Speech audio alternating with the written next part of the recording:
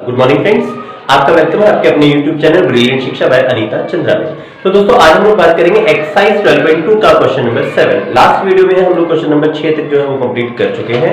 अगर आपने नहीं देखा है तो प्लीज आप लोगों को जो डिस्क्रिप्शन बॉक्स में जो लिंक दिया हुआ है उस पर जाके आप लोग पिछली वीडियो से एक जो लास्ट 6 क्वेश्चन थे उनके लिंक देख सकते हैं। तो चलिए स्टार्ट करते हैं क्वेश्चन नंबर 7। तो चलिए स्टार्ट करते हैं question number 7। Chord of a circle of radius 12 centimetre. तो आपको पास सबसे पहले दिया हुआ रेडियस मतलब त्रिज्या दी हुई है 12 centimetre, sustain an angle of 120 degree. मतलब आपके पास जो त्रिज्या का जो सेंट्रल एंगल है मतलब जो केंद्रीय कोण है वो दिया है 120 डिग्री और at the centre find the area of the corresponding segment. तो आपको सेगमेंट का एरिया निकालना। तो चलिए सबसे पहले बनाते हैं फिगर। तो चित्र देखते कैसे बनेगा। हमारे पास एक सर्कल है, इसका रेडियस है आपके पास 12 सेंटीमीटर। तो हमने यहाँ पर लिख दिया 12 सेंटीमीटर एंड 12 से और थीटा आपके पास दिया 120 सेंटीमीटर। तो आपको क्या निकालना है, ये कॉर्ड जो है इसका वृत्तखंड का क्षेत्रफल। तो ये आपके पास फिगर हो गई है, आपको वृत्तखंड का क्षेत्रफल निकालना है। तो फिगर के बाद देखते हैं हम क्या करेंगे, डायरेक्ट फॉर्मूला लगाएंगे। तो देखते हैं वृत्तखंड का क्षेत्रफल।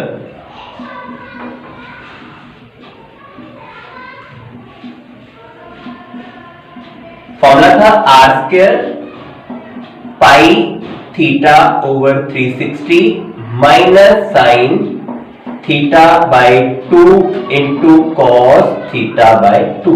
तो ये मेरे पास फॉर्मूला था। मैं क्या करूंगा, इसमें वैल्यू देख लेता है। आर की वैल्यू आपके पास 12 है, त्रिज्या की वैल्यू थीटा आपके पास दिया है 120 डिग्री। तो सिंपल वैल्यू पुट करके आपका आंसर आ जाएगा। तो देखते हैं एरिया ऑफ सेगमेंट। अब मैं डायरेक्ट वैल्यू पुट करता हूं आर की वैल्यू। तो आर की वैल्यू आपके पास कितनी है, 12 मींस 12 का स्क्वायर ब्रैकेट में पाई, पाई की वैल्यू 22/7। एक बार चेक कर लेते हैं पाई की वैल्यू जो हमारे पास कितनी दी हुई है। अगर 3.14 दी है तो आप लोग 3.14 पुट करेंगे, अगर नहीं दी है तो आप 22/7 पुट करेंगे। तो चलिए वैल्यू पुट करते हैं। अब क्योंकि पाई की वैल्यू आपके पास गिवन है 3.14, तो 22/7 में नहीं लेके क्या ले लूंगा 3.14। तो ये पाई की वैल्यू इनटू थीटा, थीटा आपके पास था 120 divide by 360 again minus sine 120 divide by 2 into cos 120 divide by 2। तो इसको कटिंग करते हैं, यहां से 60 डिग्री आ गया और यहां से भी कटिंग करके आपके पास 60 डिग्री आ गया। मीन साइन 60 और कॉस 60 की वैल्यू आपको पता होनी चाहिए। अब यहां से देखते हैं कुछ कटिंग, अगर कटिंग होती है तो 12 1 12 12 3 36। ओके, तो अब आपके पास हो गया 12 का स्क्वायर, हम लोग इधर लिख लेते हैं 144, 12 का स्क्वायर हो गया अगेन 3.14 डिवाइड बाय 3 आपके से कटिंग हो गई है माइनस साइन 60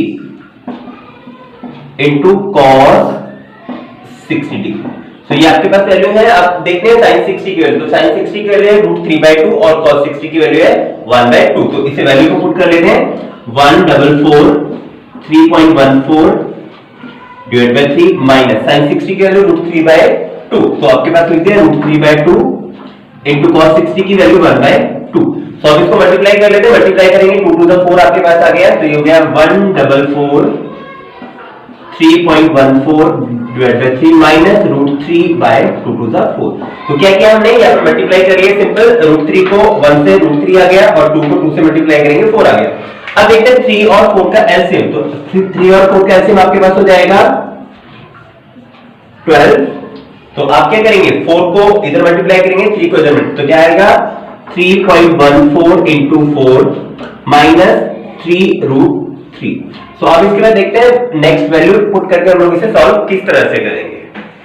तो देखते हैं आपके पास यहां पर इसको मल्टीप्लाई कर लेते हैं 4 4 the 16 carry 1 4 1 the 4 and 5 point and 4 3 the 12।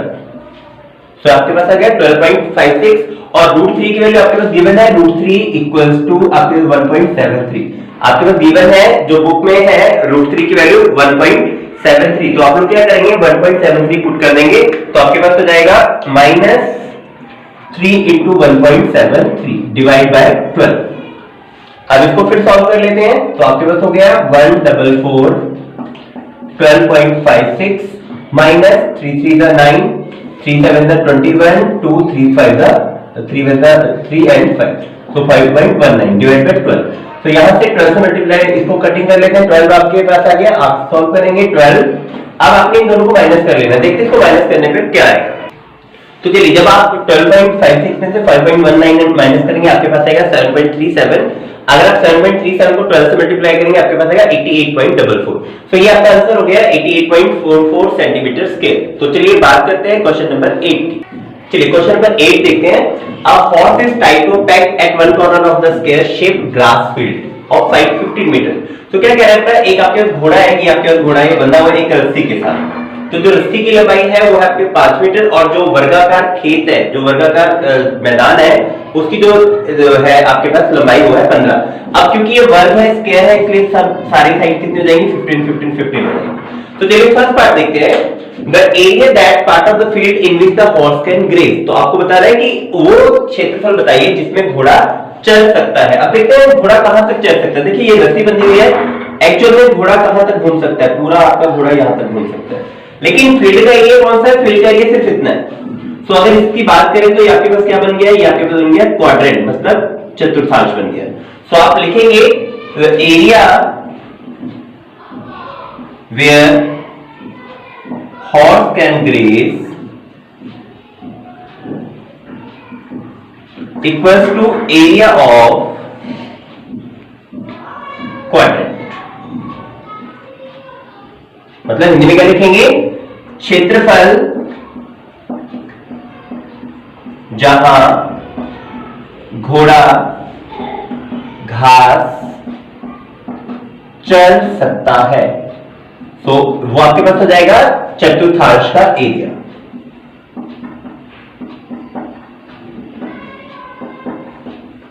तो अब चतुर्थांश का एरिया ऑफ क्वाड्रेंट आपके पास फॉर्मूला होता है 1/4 पाई आर स्क्वायर। तो आर की वैल्यू यहां देख लेते हैं कितने आपके पास गिवन है, आर इक्वल्स टू 5 सेंटीमीटर।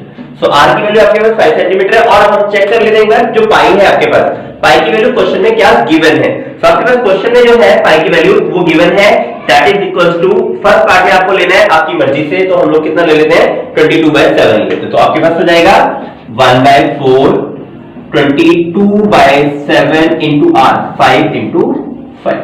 तो अब देख लेते हैं कुछ कटिंग करके, अगर कटिंग होता है तो यहां से पहले इसको कटिंग कर लेते हैं 11 एंड 2 2 to the 4 2 11 सर। तो आपके पास हो जाएगा 11 इंटू 25 डिवाइड बाय 7 टू द 40। तो अब आप क्या करेंगे, इसको डिवाइड करेंगे, मल्टीप्लाई करेंगे और 14 से डिवाइड करेंगे। तो देखते हैं डिवाइड करने पर आपके पास आंसर क्या आ जाएगा। तो चलिए जब आप इससे मल्टीप्लाई करेंगे आपके पास आंसर आएगा 274 डिवाइड बाय 14। 274 को जब आप 14 से डिवाइड करेंगे आपके पास आएगा 90.64 सेंटीमीटर स्क्वायर। सो ये हो गया आपका फर्स्ट पार्ट। सेकंड पार्ट पर चलते हैं। चलिए बात करते हैं सेकंड पार्ट की, the increase in the grazing area if the rope were 5 metre long. तो देखिए सबसे पहले तो आपके पास जो R2 है यहाँ पर वो दिया 10 मीटर, R1 हमें पता था 5 मीटर है, और दूसरा आपने निकाला increase in the grazing area, मतलब उस क्षेत्रफल में कितनी वृद्धि हुई यदि जो आपके रस्सी की लंबाई है वो 5 मीटर के बजाय 10 मीटर कर दी जाए। तो अब हम लोग बात थोड़ा सा रिपीट करते हैं पहले वाला क्वेश्चन। तो हमने क्वेश्चन नंबर 3 किया था, अगर हमें ये वाला एरिया निकालना है तो आप क्या निकालेंगे, पाई बड़ा R स्क्वायर माइनस पाई छोटा R स्क्वायर। ठीक है, तो हमने ये वाला फॉर्मूला लगाया था, सेम फॉर्मूला आपका यहाँ पर लगेगा, बट याद रखना अपने पास यहाँ पर आपके पास पूरा सर्कल नहीं होके आपके पास क्या है, क्वाड्रेंट है। तो मतलब आप क्या करेंगे, चतुर्थांश का क्षेत्रफल, दोनों चतुर्थांश का क्षेत्रफल उसमें से माइनस करेंगे। तो हम लोग डायरेक्ट फॉर्मूला लगाते हैं, देखते हैं फॉर्मूला क्या है।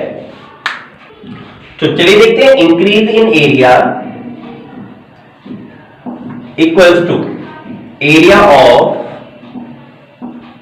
Big quadrant minus area of small quadrant. तो यहां पे लिख दिया, हिंदी में क्या लिखेंगे, बढ़ा हुआ क्षेत्रफल। क्या लिखेंगे, बड़े चतुर्थांश का क्षेत्रफल, चतुर्थांश का क्षेत्रफल माइनस छोटे चतुर्थांश का क्षेत्रफल। तो देखें बड़े का फॉर्मूला आपके पास 1/4 पाई R1 स्क्वायर माइनस 1/4 पाई R2 स्क्वायर। तो आपने ध्यान रखना है कि R1 आपने बड़ा लेना है, तो बड़ी त्रिज्या आपके पास कितनी है 10, और जो छोटी त्रिज्या वो आपके पास है 5। तो आप क्या लेंगे 1/4 पाई 10 का स्क्वायर माइनस 1/4 पाई 5 का स्क्वायर। तो क्या करते हैं हम लोग 1/4 पाई 1/4 पाई दोनों साइड में से कॉमन आ गया, तो यहां से लिख लेते हैं 1/4 पाई आपका कॉमन, तो आपके पास रह गया 10 स्क्वायर माइनस 5 स्क्वायर। तो आपके पास formula a square minus b square, तो a square minus b square का फॉर्मूला आपके पास a plus b into a minus b, तो आपके पास हो गया 1/4 पाई की वैल्यू 3.14 आपके पास गिवन है क्वेश्चन में, आपने 3.14 लेना है, ब्रैकेट में 10 प्लस 5 इंटू 10 माइनस 5। तो चलिए आगे सॉल्व करते हैं इससे, आपके पास आ जाएगा 1/4 इंटू 3.14 ब्रैकेट में 10 प्लस 5 15 इंटू 10 माइनस 5 आपके पास आ गया। तो अब क्या करते हैं, इसको कैलकुलेशन करते हैं, तो 15 5 75 आपके पास 1/4 इंटू 3.14 इंटू 75। सो इसके बाद इसकी कैलकुलेशन करके देखते हैं इसका आंसर किस तरह से आए। तो चलिए कैलकुलेशन करने के बाद आप जब 314 को 75 से मल्टीप्लाई करेंगे आपके पास आएगा 235.5 डिवाइड बाय 4, जब इसको 4 को से डिवाइड करेंगे आपके पास आंसर आ जाएगा 58.87 सेंटीमीटर स्क्वायर। तो ये था क्वेश्चन नंबर 8। चलिए स्टार्ट करते हैं question number 9। A brooch is made up with the silver wire in the form of a circle with diameter 35 millimeter. तो आपके पास क्या गिवन है, आपके पास एक ब्रूच है जिसका व्यास है कितना 35 millimetre. The wire is also used to making 5 diameter. तो अब जो हमें बनाया है वो 5 डायमीटर से बनाया है। 5 डायमीटर मतलब 5 व्यास है, देखिए 1 व्यास 2 व्यास 3 व्यास 4 व्यास और 5 व्यास, टोटल जो व्यास है आपके पास इसमें जो डायमीटर वो टोटल है 5, which divide the circle into 10 equal sector। तो सेक्टर देख लेते हैं 1 2 3 4 5 6 7 8 9 10। तो टोटल जो सेक्टर्स बने इसमें वो बने हैं 10। तो क्या कहते हैं the total length of wire required. तो चलिए फर्स्ट पार्ट देखते हैं, total length of silver wire. तो आपके पास देखते हैं टोटल लेंथ कहां पर लगेगी। सबसे पहले तो देखिए ब्रूच को बनाने के लिए तो बाहर मींस जो सर्कल है मींस पेरीमीटर ऑफ सर्कल, तो perimeter of circle 2 pi r plus आपके पास डायमीटर भी तो लगे हैं, डायमीटर कितने लगे हैं 10, तो 10 इंटू d फॉर डायमीटर। तो क्या सो 10 डायमीटर, अब क्योंकि रेडियस कितने होता है 1 2 3 4 काउंट किया हमने 10 रेडियस, तो इसलिए 10 इंटू d/2। तो d/2 को अगर हम लोग यहाँ लिखना चाहें तो हम लोग r भी लिख सकते हैं।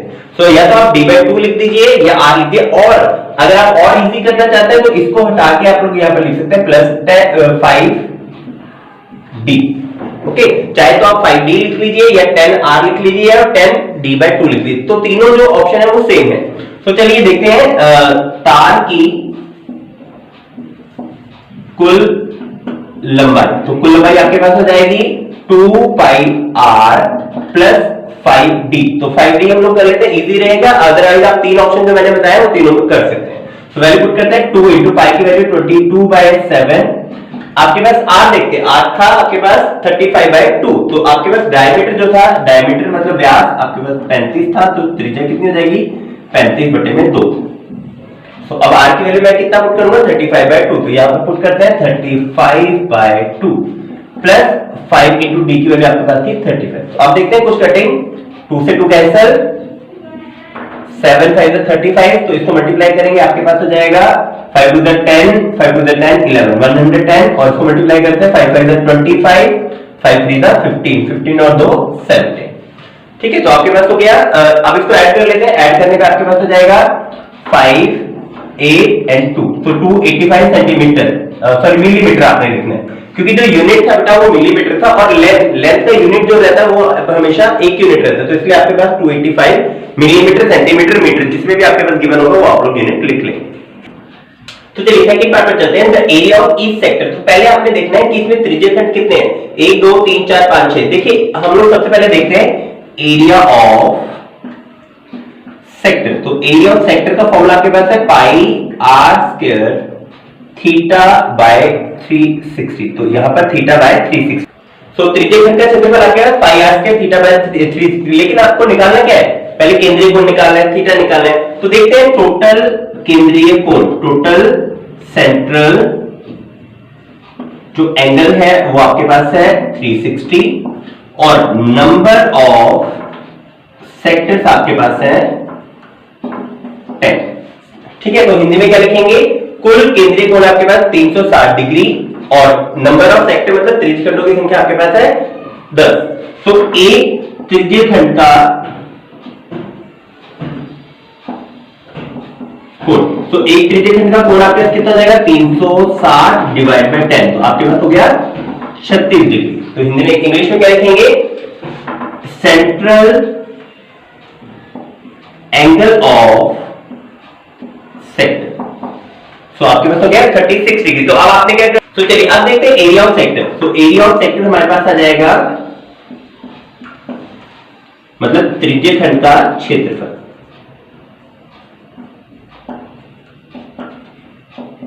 तो आपके पास है पाई आर स्क्वायर थीटा बाय 360। तो वैल्यू पुट करते हैं, आर की वैल्यू मुझे पता है 35 बाय, तो पहले आर देखते हैं हमारे पास कितना था।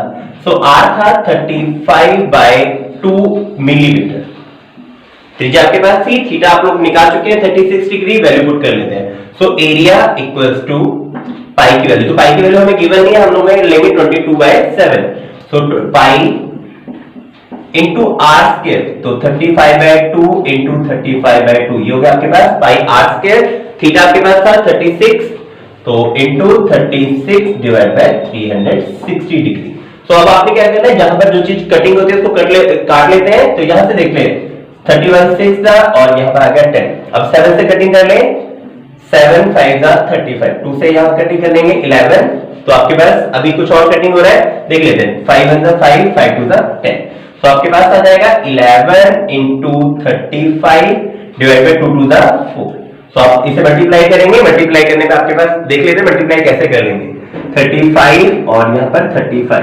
तो देखिए मैंने सिंपल सा किया, 35 को पहले लिख देना है आपने, फिर एक डिजिट छोड़ देना है और फिर 35 लिखना है। तो आपके पास हो जाएगा 583। तो आपके पास हो जाएगा 385 डिवाइड बाय 4। तो जब आप इसको डिवाइड करेंगे तो आपके पास आंसर आएगा 96.25। तो डिवाइड करने पे 96.25 सेंटीमीटर स्क्वायर आपका आंसर आ जाएगा। तो ये था आपके पास क्वेश्चन नंबर